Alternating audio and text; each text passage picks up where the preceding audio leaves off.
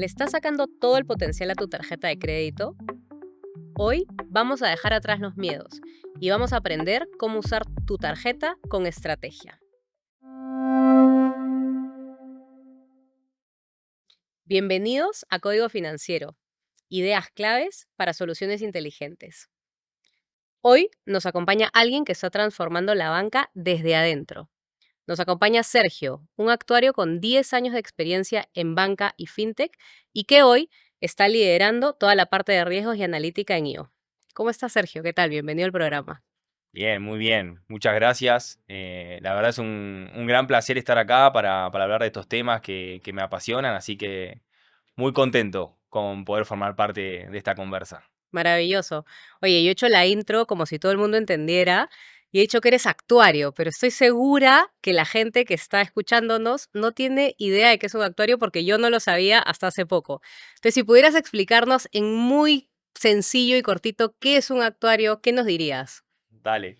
Mirá, yo también estoy tan seguro como vos de que mucha gente seguramente se está preguntando qué es. De hecho, ayer a la noche fui a cenar con mis amigos de acá de la chamba y uno creía que era actividad agropecuaria. O Ah, sea, listo. imagínate lo lejos que puede estar la gente a la hora de pensar qué hace un actuario, ¿no? Mira, en pocas palabras, es una profesión de ciencias económicas como contaduría, economía, pero es una carrera bien enfocada en números, matemática y estadística, en modelos matemáticos y estadísticos, para resolver problemas de la economía, ¿no? Puede ser tarifación en seguros, ahora últimamente el campo de actuación de moda es ciencia de datos, con todo este boom de inteligencia Correcto. artificial, el actuario trabaja en ese tipo de modelos estadísticos y principalmente eso. Así que digamos que eres un crack de data y de matemática. Al menos debería serlo. O debería serlo. Sí. O lo finges bien de repente. Puede ser, es una opción. Súper, súper, Sergio. A ver, gracias por la explicación. Ahí, de repente, entrando un poquito al tema, sí te quería preguntar, ¿por qué crees que a veces la gente le tiene miedo a utilizar sus tarjetas de crédito o a sacar una tarjeta de crédito? Bárbaro, sí, es una linda pregunta. Yo creo ahí que hay principalmente dos motivos, te diría. Creo que uno, hay mucha desconfianza por parte de la gente en la banca tradicional, ¿no? Y eso hace que quizás por eh, costos ocultos, que en algún momento quizás en el mercado era algo común en las entidades, las personas tienen miedo a que se le cobren cosas de más, o que se le cobren muchas comisiones que no están claras o explícitas para la gente, y que por falta de entendimiento terminen pagando de más, ¿no? Y el otro, creo, es la falta de conocimiento hace tener miedo, ¿no? Porque creo que al conocer todas las ventajas que te puede dar poder contar con una tarjeta de crédito, quitarían ese miedo y fomentaría más que la gente se animara a tomar el producto y a utilizarlo. Perfecto. Y has dicho un punto bien interesante, ¿no? Porque creo que mucha gente tiene mucho desconocimiento de las tarjetas. ¿Cómo las uso? ¿Cómo no las uso? ¿Cuánto es la línea que debería tener en una tarjeta? ¿La acepto o no la acepto? ¿No? ¿Para cuándo la uso? Creo que son preguntas que la gente se hace y que ojalá ayudemos a resolver en el capítulo Espero que ahora. sí. Ahora, ¿por dónde crees que debería empezar la relación de una persona con una tarjeta de crédito? O sea, ya yo estoy empezando a trabajar, tengo un poco más de plata, quisiera irme de viaje, quiero sacar una tarjeta. O sea, ¿cómo hago? ¿Cómo empiezo a hacer esa relación? Mira, creo que el primer paso para arrancar bien con una tarjeta de crédito es tener claro cuánto dinero por mes la persona va a poder gastar en esa tarjeta de crédito. Es decir, no gastar de más. Siempre la línea de crédito en general tiene líneas, límites, que van más allá de lo que puede pagar la persona si utilizaría todo el límite, ¿no?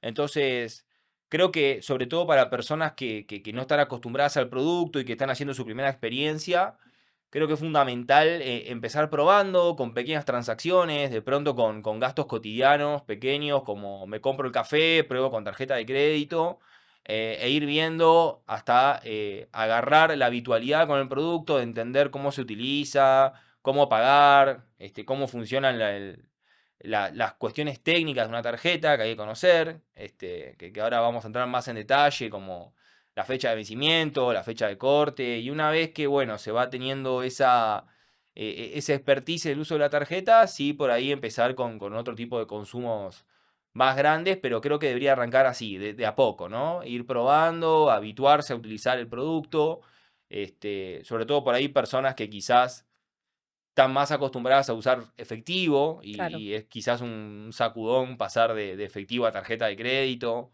Empezar por ahí, ¿no? Y lo otro, creo que a lo que te contaba en la pregunta anterior, ¿no? De entender cuáles son los beneficios y la ventaja de tener la tarjeta de crédito, ¿no? Arrancar por ahí, saber qué beneficio le trae a la persona tener la tarjeta. Buenísimo, y creo que has dicho varias cosas bien interesantes y has dicho también algunas cosas que de repente la gente podría utilizar o podría tener como errores, ¿no? A la hora de utilizar bien su tarjeta de crédito. Por ejemplo, empezar con un monto muy fuerte, ¿no? O sea, ya voy a sacar mi tarjeta de crédito y me dan una línea de 5.000 soles y me voy a ir de viaje. No sé cómo la voy a pagar, Dios proveerá, me voy de viaje, pero tengo mi tarjeta de crédito. Y creo que eso es un error muy común, ¿no? No empezar de a pocos, no empezar a entender cómo funciona, no empezar ya, voy a ver si me ordeno en mi presupuesto, si no me ordeno en mi presupuesto. No sé si se te ocurre algún otro error común que también pueda tener la gente de repente a la hora de usar una tarjeta de crédito. Sí, O sí. en tu experiencia, ¿qué errores comunes ves? Mira, yo creo que hay dos principales errores. Uno es, en términos de tarjeta de crédito, hay una métrica que utilizamos en la banca que es la revolvencia. ¿La Vale. revolvencia qué es? Hace referencia a esto de, en tarjeta de crédito está la posibilidad de no pagar el total de lo que consumiste, sino pagar lo que se llama el pago mínimo, que Ujú. básicamente es el mínimo que tenés que pagar para seguir con tus deudas al día y poder seguir consumiendo y utilizando el producto. Y la revolvencia justamente es todo ese saldo que no pagaste, que es la diferencia entre tu pago total y el pago mínimo que te quedaría para pagar en el próximo vencimiento. Y obviamente, esa revolvencia genera un interés, es decir, la entidad te va a Claro, cobrar una tasa por eso que te está financiando. Y en tarjeta de crédito, un error muy típico es la revolvencia no controlada, es decir, pagar el pago mínimo recurrentemente, seguir consumiendo y se hace la famosa bola de nieve. claro. Yo tengo una... Y me imagino, perdón que te interrumpa, eso No, le da dale. la sensación a la gente de que está bien, todo Exactamente. está al día, ¿no? Porque Justo, estoy pagando. justo a eso iba porque yo tengo un amigo, que es muy amigo mío de los 4 años, y cuando tuvo su primer tarjeta, los dos empezamos con nuestra primera chamba, más o menos al mismo tiempo, y él tuvo su primera tarjeta y cometió este error. ¿Y qué pasa? Él incluso ganaba mucho más que yo, no tenía problemas económicos, pero tenía un desorden financiero con esto de la revolvencia controlada. Él agarraba, consumía con su tarjeta e iba y pagaba el mínimo. Y siempre entraba en esto de pagar el mínimo porque decía, total estoy al día, estoy cumpliendo con mi Claro. obligación con el banco. Y claro, llegaba un momento que estaba medio ahorcado con la deuda y me decía, ayúdame, ¿cómo hago para poder ordenar esto? Bueno, le explicaba cómo ponerse al día y demás, y al siguiente mes todo bien, y al otro de nuevo, y hasta que Ah, aprendió a utilizar la tarjeta de crédito, ¿no? Entonces creo que esto de controlar un poco, tener una revolvencia controlada y saber cuándo y hasta cuándo dejar para pagar, es muy importante en el producto de tarjeta. buenísimo. Y creo que es un hábito que se va construyendo, ¿no? O sea, como el caso de tu amigo.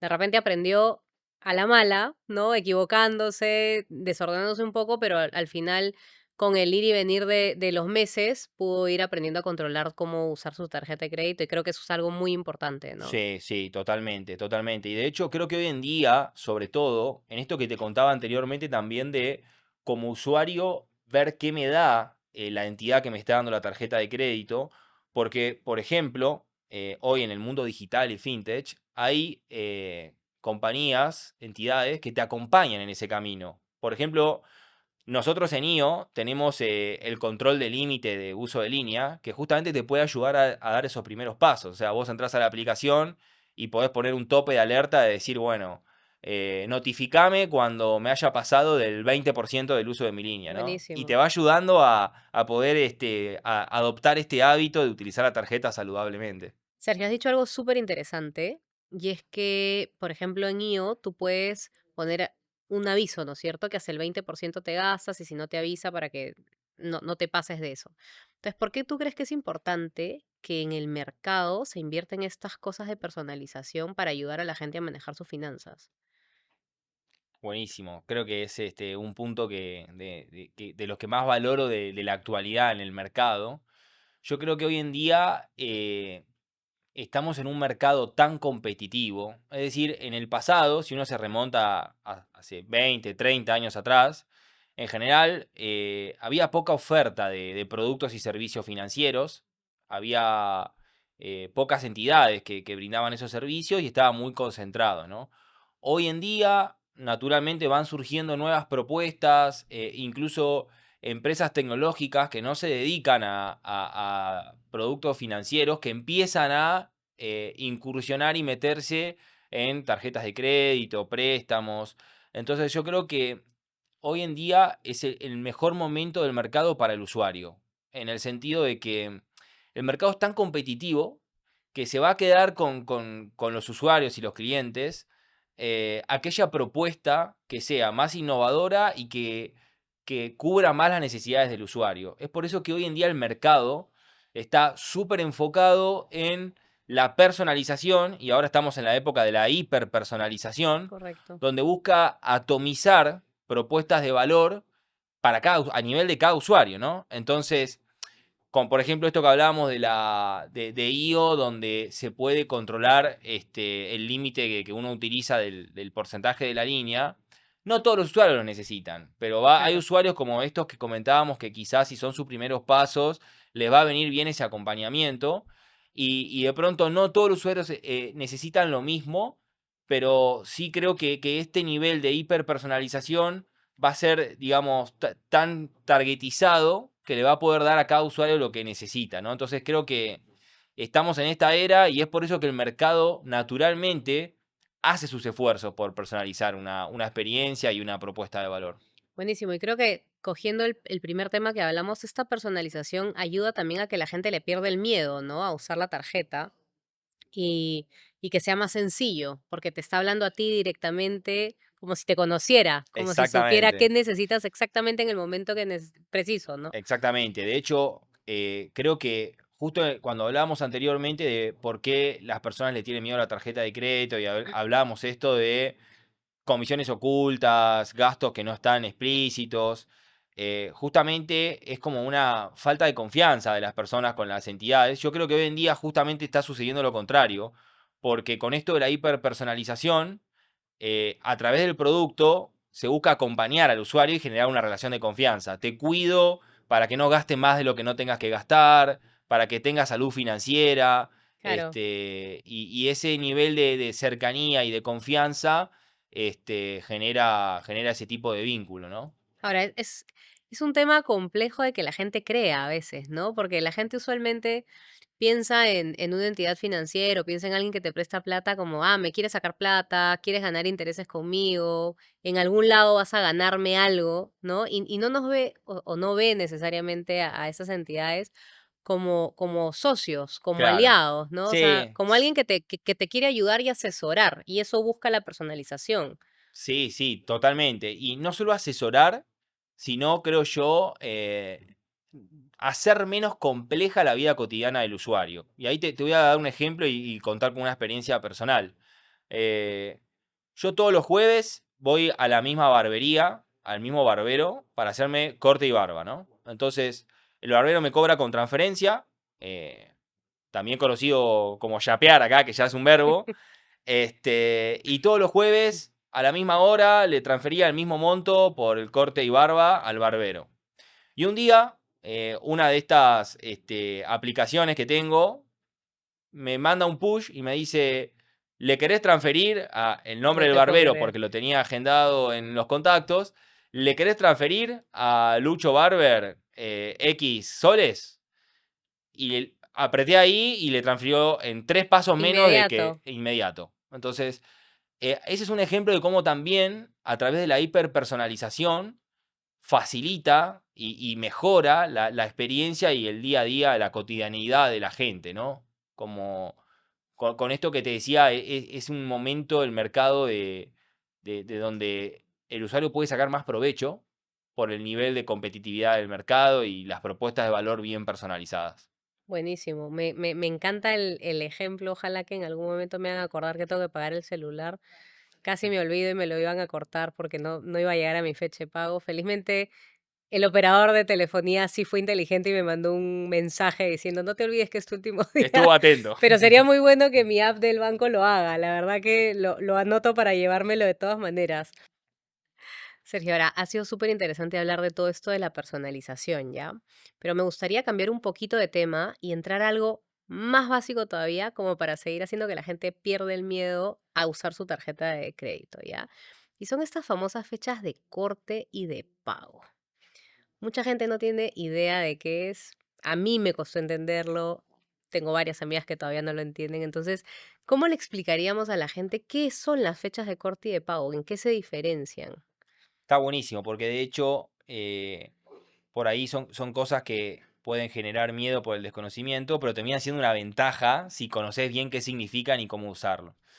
Eh, creo que una forma simple de explicarlo puede ser la fecha de corte, como justo en el nombre se lo dice, aunque parezca redundante, es justamente una fecha a partir de la cual ahí se cortan los consumos y los gastos y todo lo acumulado ahí es lo que vas a tener que pagar en la fecha de pago siguiente. Ok. Todo lo que consumas o utilices post fecha de corte no va a entrar en la fecha de pago siguiente, sino en la otra. Entonces, ¿por qué es importante tener este dato? Porque por ahí, si ya venís acumulando cierto nivel de gastos, te conviene esperar a la fecha de corte para seguir consumiendo, para que no te entre en el próximo fecha de pago, en el próximo vencimiento, sino en el otro. Entonces, te financiás de alguna manera por la temporalidad ese nivel de consumo, ¿no? Y la fecha de pago termina siendo la fecha en la que hay que pagar el resumen acumulado, y a partir de la cual, si no pagás, en esa fecha empiezan a correr los días de mora, ¿no? Vale, entonces, sí, para ponerlo en bien sencillo, en súper, súper, súper sencillo. Yo tengo una tarjeta con 1000 soles, imaginémonos, ¿no? Y esa tarjeta, entonces, de todo lo que consuma del 20 de abril al 20 de mayo es un ciclo, Exacto, ¿no? Y el 20 de mayo, pongamos la fecha, es mi fecha de corte. sí, Entonces, todo lo que consumí ahí me lo van a cobrar el 5, 6, 7 de junio probablemente. exacto, Entonces yo más o menos puedo manejar mi presupuesto en esos días correcto, y saber que tengo que pagar mis 1000 solcitos el 5 6 y el 21 ya empiezo de nuevo en cero la exactamente. tarjeta, Post digamos. corte ya empezás a jugar para el otro vencimiento. Perfecto. Creo que queda muchísimo más claro. Ahora, hay algunas funcionalidades que tienen las tarjetas que, que la gente también le tiene un poquito de miedo y son las compras con cuotas. Entonces, ¿no? La gente las escucha y pucha, no, me van a cobrar un montón de intereses, no me van a cobrar intereses, me debería endeudar con una tarjeta de crédito, tengo que hacer una compra en cuotas o no. Hay muchos interrogantes alrededor de eso, ¿no? Entonces, ¿qué le podríamos explicar a la gente ahí también sobre eso? Mirá, creo que al igual de lo que hablábamos recién de la fecha de corte y la fecha de pago, que son cosas que si no se conocen o se tiene desconocimiento, dan lugar al miedo, con cuotas pasa lo mismo y cuando se conoce pasa a ser una ventaja de una herramienta. Eh, Creo que la posibilidad de comprar en cuotas, que es la magia del crédito, te da la posibilidad de acceder a cosas que quizás en efectivo o en un pago no lo podrías hacer. Eh, sí, ahí es muy importante tener en cuenta en qué cosas es saludable y conveniente utilizar las cuotas y en qué cosas no, ¿sí? Porque esa diferenciación es lo que determina que sea beneficioso para el usuario o que sea perjudicial. Y, por ejemplo, ¿tú en qué recomendarías comprarte algo en cuotas con una tarjeta de crédito? Si querés, mira, te doy el contraejemplo y te digo dónde no lo recomendaría Vale, y te digo dónde lo recomendaría. Creo que no es recomendable comprar en cuotas y financiar lo que se llaman gastos corrientes, que son gastos que todos los meses uno efectúa, como por ejemplo la compra del supermercado.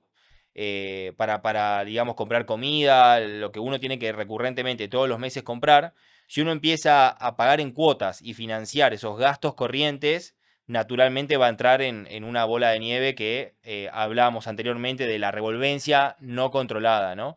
Ahora bien, gastos que son más esporádicos, por ejemplo, me estoy mudando y me quiero comprar una heladera o un horno, que quizás termina siendo un monto alto para comprar en cash, en efectivo o en un pago, y ahí me puedo financiar porque no es un gasto recurrente, no compro heladera todos los meses. Entonces, es algo que quizás me da la facilidad de poder comprarlo a través de cuotas usando la tarjeta de crédito y me financio el pago en la cantidad de cuotas que lo haga. Perfecto, creo que quedó clarísimo. Y además ahí yo de repente agregaría algo, que es importante saber bien qué cuota puedes pagar, ¿no? Totalmente. Entonces, claro, si me voy a comprar un horno, me voy a comprar una refrigeradora, allá puedo pagar 200, 250 soles y volvemos al orden financiero, que es básico para poder utilizar bien la tarjeta de crédito, ¿no? Sí, sí. Entonces, no me voy a ajustar y pagarla en 3 meses cuando podría pagarla en 6 y tener una cuota bastante más acorde al presupuesto que tengo, ¿no? Totalmente, sí. Hilando con lo anterior ahí, de cómo ayudan un poco hoy en día las empresas del mercado a esas cosas,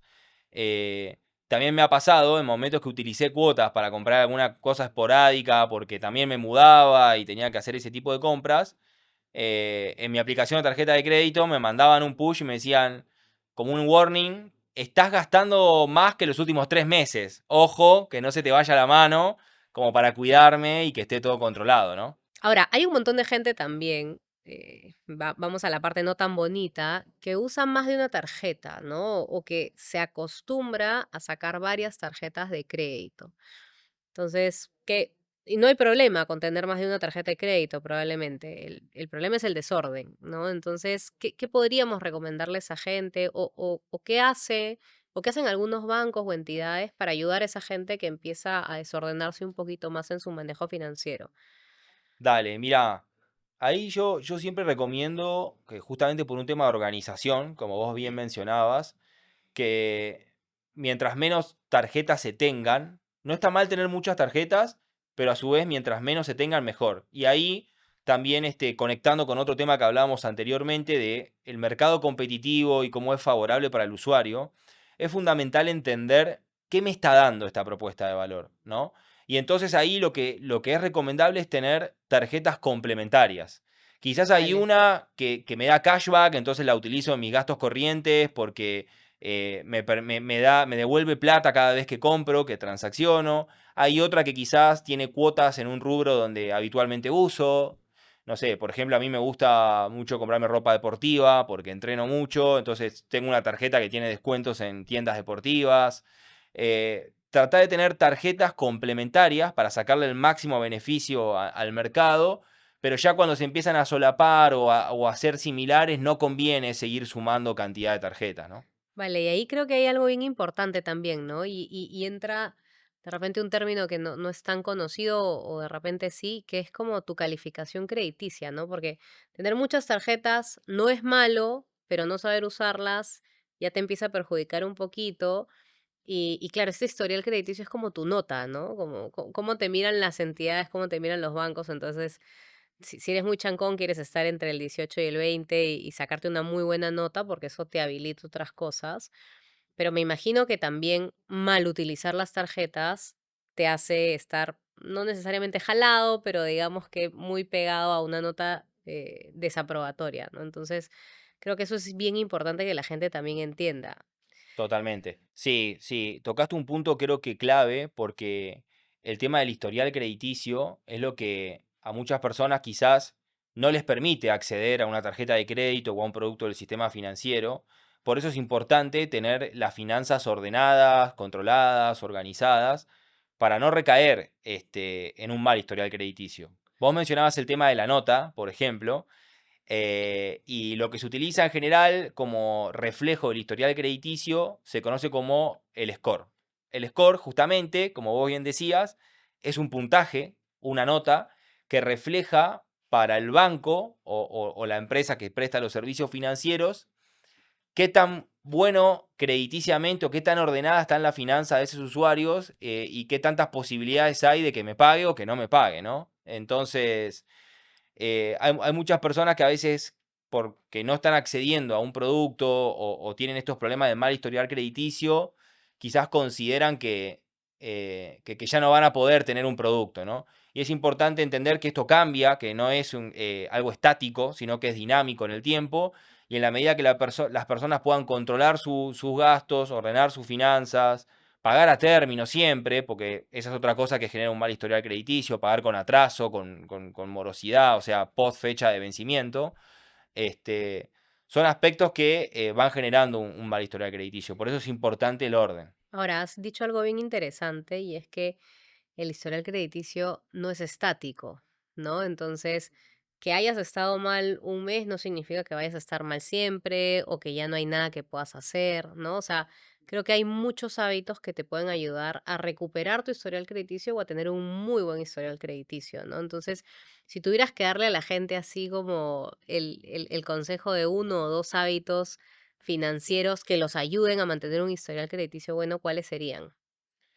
Mira, te diría principalmente dos, asociados un poco a la tarjeta de crédito de lo que venimos hablando. Lo primero es pagar a término las deudas, asegurarse de no caer en días de atraso, es decir, pagar posterior a la fecha de pago, a la fecha de vencimiento. Y para ahí, también conectando con lo anterior, aprovechar con las propuestas que hoy en día están en el mercado. Por ejemplo, en IO tenemos la funcionalidad de débito automático. Es decir, que la persona puede adherir dentro del app al vencimiento de su tarjeta, que se pague automáticamente y se olvida. Y eso le Sí. asegura de nunca caer en días de atraso o pagar post vencimiento y asegurarse de mantener un historial crediticio saludable. Esa es una.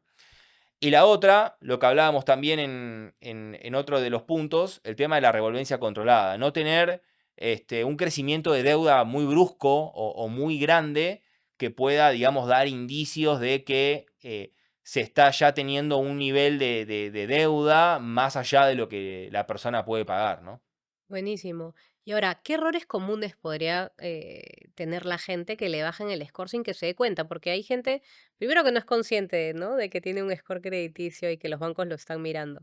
Pero segundo que de repente hay cosas que hace y ni enterados, ¿no? Entonces, Sí. a mí se me ocurre, por ejemplo, tener muchas tarjetas, porque ya cuando tienes demasiadas líneas de crédito y tienes muchas tarjetas, ya los otros bancos o financieras empiezan a decir, uy, acá podría haber un warning de sobreendeudamiento, ¿no? Porque si las usas todas de golpe, ¿qué hacemos? Pero no sé si se te ocurren otros errores o algo que pudieran bajarle un poquito por ahí el score a la gente. Sí, sí, mirá, creo que está totalmente conectado con lo que hablábamos recién, ¿no? Porque un error típico es olvidarse la fecha de pago. O sea, te olvidas de la fecha de pago, ya caes en días de atraso, o lo que se conoce como días de mora, Ujú. y eso te deteriora el historial crediticio, ¿no? Entonces, un error muy común, olvidarse de la fecha de pago. Y el otro es esto de la revolvencia no controlada, como hablábamos anteriormente, que tiene que ver con el crecimiento de deuda desmedido o no controlado en función a lo que se puede pagar, y eso también levanta una alarma y genera un deterioro en el historial crediticio. Y lo tercero, que es un punto muy importante que mencionabas recién, que es, por ejemplo, lo de sacar varias tarjetas en simultáneo, ¿no? Nosotros, por ejemplo, en IO buscamos cuidar al usuario, tratando de detectar si hay alguien que cometió ese error y sacó una tarjeta de crédito en el banco, por el BCP y al mismo tiempo la tarjeta de crédito de IO, buscamos cuidarlo, decirle, quédate con una tarjeta porque te puede complicar. Y cuidamos su historial crediticio, cuidamos al usuario, acompañándolo en ese ingreso al producto de tarjeta. Y qué interesante eso, ¿no? Porque mucha gente de repente podría sentir que lo estás controlando tú, ¿no? O sea, y al contrario, a la gente no le gusta mucho, pero al contrario, o sea, no es que lo estés controlando por controlar, sino porque lo quieres cuidar y le quieres decir, hey, mira, te quiero cuidar el score, quiero cuidar que no te sobreendeudes, quiero enseñarte a manejar tus finanzas inteligentemente. Y ojalá que la gente lo mire así, ¿no? Y por favor, a todos los que nos están escuchando, si en algún momento les pasa, es más una asesoría que otra cosa. Pero me parece un punto sumamente importante, Sergio, eso que dices. Y me quedo con tres cosas de repente de lo que estamos conversando ahorita, como a modo de resumen sobre ese historial, ¿no? Primero, hay que cuidarlo, ¿no? Y hay que ser muy ordenado con tus fechas de pago, con la no revolvencia. con tratar de tener controladas cuántas tarjetas tienes. Segundo, que el score no es estático, ¿no? No pasa nada si en algún momento fallas un poquito, siempre y cuando busques regresar al camino correcto y regreses a los buenos hábitos financieros. Y tercero, que el banco es tu aliado y quiere ser tu asesor siempre, ¿no? Y quiere tratar de ayudarte a mantener tus finanzas ordenadas con la hiperpersonalización, con estos warnings que te da, enseñándote y educándote sobre este tipo de cosas, ¿no? Entonces creo que me quedo con esas tres cosas, al menos sobre lo que hemos venido conversando hasta ahora. De hecho, me quedo con esto que mencionabas de que parece que se lo controla al usuario por el nivel de personalización, pero en realidad la idea es ayudarlo a que pueda sacarle el máximo provecho posible a su tarjeta de crédito. Por ejemplo, ahora en IO, en el equipo Analytics, estamos trabajando en un track de hiperpersonalización, donde la idea es, si el usuario, por ejemplo, está en el exterior, identificar en qué país está y recordarle que cuenta con su tarjeta de crédito IO para hacer algún consumo específico en el país en el que se encuentra. Por ejemplo, en Argentina, no te olvides de consumir tus vinos y tus carnes con tu tarjeta IO, Qué que es maravilla. aliada estés donde estés. Y otro ejemplo, también hablando de la geolocalización. Por ejemplo, hoy la tarjeta de IO tiene descuentos en muchísimos lugares y sabiendo la ubicación en la que está el usuario, poder decirle, no, no te olvides que en el Jockey Plaza contás con tal descuento porque que sabemos que está ahí y la idea es que aproveche los beneficios que tiene su tarjeta de crédito en el momento, ¿no? Entonces, parece que es algo de control, pero en realidad es darle herramientas al usuario para que le saque el máximo provecho a su tarjeta. No, me parece una maravilla. Por favor, hagan lo de la geolocalización, sobre todo donde uno tiene descuentos para sacarle el máximo provecho a la tarjeta, que es de hecho algo que conversábamos mucho. ¿Y ya está o está así en veremos? Mirá, está a punto de salir. De hecho, la velocidad de mi equipo de Analytics es tan rápida que creo que no sé si va a salir antes que el podcast, te digo. Ah, perfecto. Ojalá entonces que ya la gente lo vea y vaya a ver si en su tarjeta ya pueden utilizar la geolocalización y le empiecen a salir los push. Ahora, Sergio, me ha encantado de verdad conversar contigo. Creo que ha sido un capítulo bien interesante y bien educativo para la gente. Sí te quisiera pedir si les pudieras dar un consejo con el que se queden a modo de resumen de todo este capítulo y te invito a mirar a la cámara y a hablar a la gente, ¿cuál sería? Mirá, creo que si tuviera que ser uno solo, lo que les diría es, saquen el máximo beneficio posible al mercado de hoy, que está muy competitivo y lleno de ofertas muy valiosas para el usuario, y que aprovechen en sacarle el máximo jugo a todos los productos y servicios financieros que se están dando hoy en día, que traen grandes oportunidades a los usuarios. Buenísimo. Muchas gracias a todos por acompañarnos y quédense pegados para un próximo capítulo de Código Financiero.